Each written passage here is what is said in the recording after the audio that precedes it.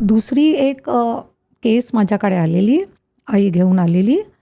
ती जरा बॉडीने म्हणजे ओबीज होती, तिला इथून केस आलेले, पिंपल्स होते आणि अतिशय तेलकट चेहरा होता. तर मी सहज विचारलं की तुझं वय किती आहे? तर ती म्हणाली 14 वर्ष आहे. वजन किती आहे? 90 किलो. सो ओबेसिटी हा एक मोठा प्रकार आहे. मग अशा वेळेला आपल्याला त्यांचा हार्मोनल चेकअप करावा लागतो. कारण कधीकधी PCOD, polycystic ovarian disease syndromes हे ह्यांच्यात असतात आणि त्याच्यामध्ये आपल्याला लाईफस्टाईल मॉडिफिकेशनची ट्रीटमेंट अजून द्यावी लागते. वजन कमी करणं, हार्मोनल प्रोफाईल बघणं. कारण जोपर्यंत ते कंट्रोल होत नाही तोपर्यंत हे आपले पिंपल्स काही बरे होत नाहीत. कधीकधी काय होतं, डॅन्ड्रफ असतो, खूप सारा डॅन्ड्रफ. तर डॅन्ड्रफचा जो ऑर्गॅनिझम आहे त्याला पिटिरोस्पोरम ओव्हॅली म्हणतात, म्हणजे डोक्यातला कोंडा. तर अशी सवय असते की ते केस हलवतात आणि तो पाडतात आणि अरे किती कोंडा आहे. त्यावेळेला काय होतं, ते त्याच्या कपाळावर पण तो पडतो आणि तुम्ही ते पिंपल्स कपाळावर बघता.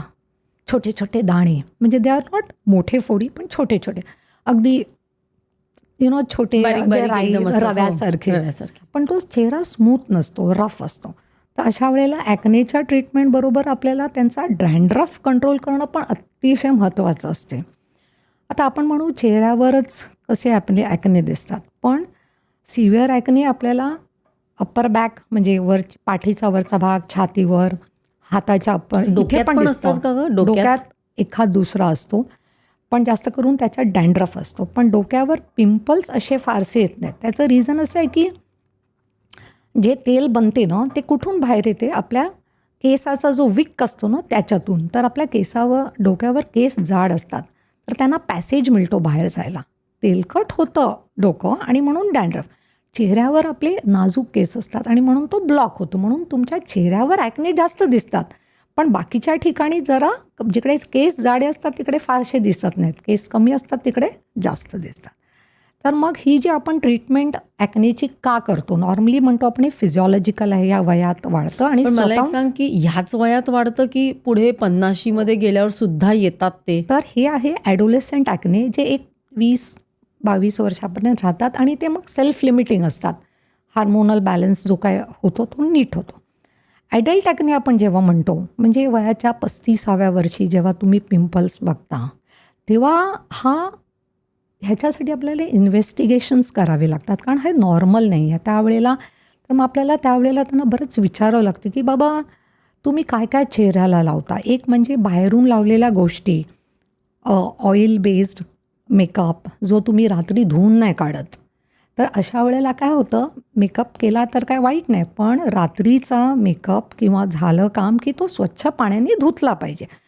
समजा मेकअप नाही धुतला तर त्याचे पोर्स जे छिद्र असतात ना ते ब्लॉक होतात आणि इव्हेंच्युअली ते पिंपल्स तयार होतात. दुसरं आम्ही बघितलं आहे की स्क्रबर्स वापरतात, म्हणजे लुफा पॅड आणि हे. तर काही काही लोक बॉडीला पण लावतात, काही लोक स्क्रबर चेहऱ्याला लावतात. ते स्क्रबर्स जे असतात कितीही चांगल्या क्वालिटीचे असले तरी ते काय करतात, स्किन आपली डॅमेज करतात आणि त्यामुळे तुम्हाला पिंपल्स होतात. आता काही दिवसापूर्वी आमच्याकडे एक अशीच 35-40 वर्षाची एक बाई आलेली आणि तिच्या चेहऱ्यावर छोटे छोटे छोटे छोटे दाणे होते. सगळं तर नॉर्मल होतं. मी फक्त तिला विचारलं तू कुठली पावडर लावतेस? तर तिने मला सांगितलं खाकी कलरची पावडर लावते. खाकी ती पूर्वी म्हणजे मे बी आपल्या आजी आजोबांच्या वेळेला एक खाकी पावडर अशी कार्डबोर्ड बॉक्समध्ये यायची, खाकी कलर. तर आम्ही म्हटलं फक्त ते, बाकी काही नाही. तर मग आम्ही काय केलं, ती पावडर ना लॅबमध्ये पाठवली इन्व्हेस्टिगेट करायला की त्यात काय आहे. आणि आम्हाला हेडेंटॉईन नावाचा एक सबस्टन्स मिळाला. मग आम्ही सर्च केला तर त्या हेडेंटॉईन कॅन कॉज ॲक्नी, त्यांनी ॲक्नी होऊ शकतात. तर कुठलाही आपण असा चेहऱ्याला लावणारी गोष्ट सेफ नसते. काही काळ आपली स्किन रिॲक्ट होत नाही, पण एक अशी वेळ येते की ती रिॲक्ट होते आणि मग ते म्हणणार पण आम्ही तर हे इतक्या वर्षापासून वापरतो, आता का व्हावं. तर मग असं समजा की आपली स्किन खूप काय बरं म्हणतात, सहन करते, पण एक दिवस ती रिवोल्ट करते. त्यावेळेला तुम्हाला तो जे काय तुम्ही लावता ते बंद करावं लागतं. पण तू काय म्हणाली की ऑइली स्किन असेल तरच होतं का, की म्हणजे ड्राय स्किनला ॲक्ने नाही होत का? नाही, ड्राय स्किनला पण होतो. कारण ह्याच्यामध्ये मेकॅनिझममध्ये असते की तुमचे जे विक असते, जो पॅसेज असतो ना जिकडून तेल बाहेर येते, तो थिक होतो आणि तो पॅसेज नॅरो करतो. म्हणजे नॉट नेसेसरीली की ते तेल बाहेर येईल. तुमची स्किन ड्राय राहते तरी तुम्हाला ॲक्ने होऊ शकतो. आणि तुम्ही बाहेरचे क्लेन्झर्स जे वापरता ते फार हार्श असले की कधी जास्त परफ्युम्ड असतात किंवा त्याच्यात काय काय कंटेंट्स असतात, तर तुमच्या नॉर्मल स्किनवर जी ऑइली लेअर असते ना ती निघून येते आणि मग ॲक्ने होते. आता फॉर एक्झाम्पल काही लोकं बेसन लावतात. बेसनमध्ये मलई, टर्मरिक, आपलं हळद मिक्स करतात.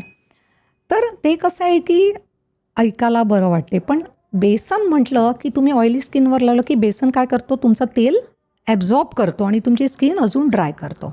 पण आपण अगदी लहान जन्मलेल्या मुलाला नाही का बेसन आणि बेसन मलईचं लावतो. लावतो. तर बऱ्यापैकी त्यांना काय होत नाही, पण एक थोडे लोक ज्यांची स्किन सेन्सिटिव्ह आहे त्यांना रिॲक्शन होते, त्यांना पुरळ उठल्यासारखं पुरळ उठते होतं. आणि मग त्यांना ते बंद करावं लागते.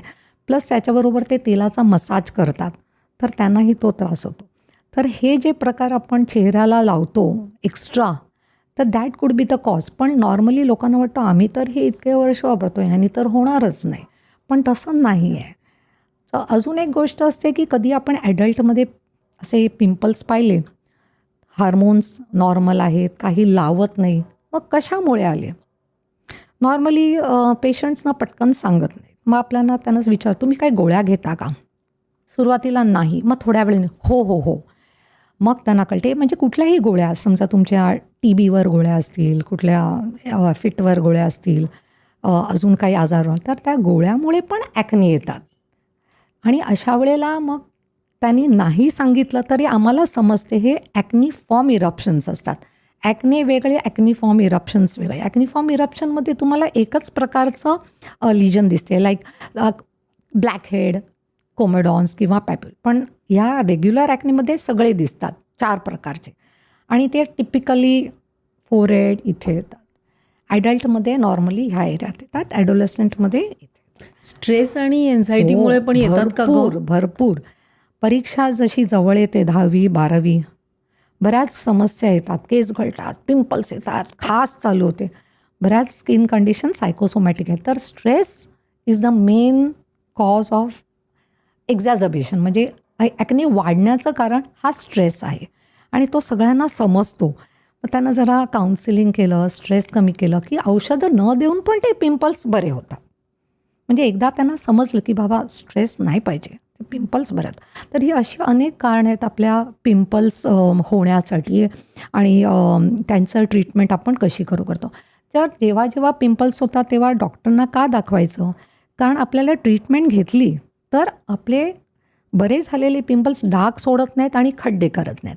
पण ट्रीटमेंट नाही घेतली तर बरे होता ते काळे डाग सोडतात, खड्डे काढतात, असं ते रफ दिसतात आणि मग त्याच्यासाठी ट्रीटमेंट. तर इथे आपल्याला औषधं दुसरं एक असते की जेव्हा डॉक्टर औषध चालू करतात ते सांगतात तुम्ही क्रीम्स एक रात्री लावा, त्याच्याबरोबर सनस्क्रीन्स लावा आणि त्याच्यानंतर चांगले क्लेन्झर्स लावा आणि खूपच सिव्हिअर असलं तर तोंडात गोळ्या द्याव्या लागतात. ही क्लिप शेवटपर्यंत बघितल्याबद्दल खूप खूप धन्यवाद. संपूर्ण एपिसोड बघण्यासाठी खाली दिलेल्या लिंकवर क्लिक करा आणि सर्व काही चॅनलला सबस्क्राईब करायला विसरू नका.